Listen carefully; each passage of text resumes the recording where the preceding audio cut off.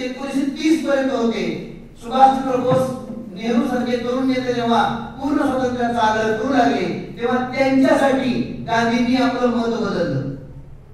गांधी मत बदलणारे होते, परिवर्तनीय होते, दोघेही परिवर्तनीय होते आणि समाजाच्या व राजकारणाच्या गरजेनुसार ते आपल्या तत्वामध्ये आपल्या विचारामध्ये लवचिकपणा दाखवायचे याची अनेक उदाहरणं आपल्याला सांगता येते. आणि मूल्य संरक्षण करताना ते प्राणाचीही पर्वा करत नसत. म्हणून गांधीजींनी पुणे करारात सांगितलं होतं की मी मेलो तरी चालेल परंतु मी विभक्त मतदारसंघांना, स्वतंत्र मतदारसंघांना मी मान्यता देणार नाही. मेलो तरी चालेल.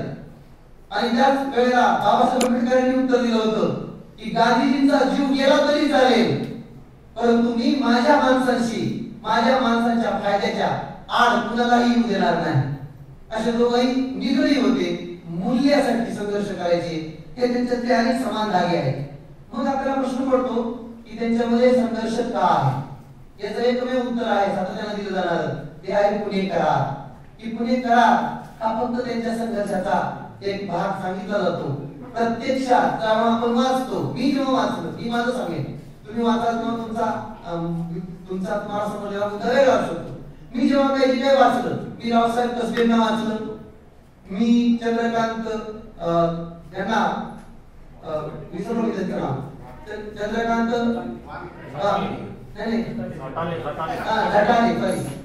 झटालेंना वाचलं, माझे सासरे बुवा वानखडे सर त्यांचं पुस्तक वाचलं.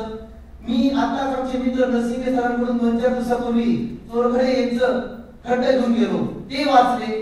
मी अशी अनेक पुस्तकं वाचली जी मला मिळाली, अवेलेबल झाली आणि याच्यातून माझा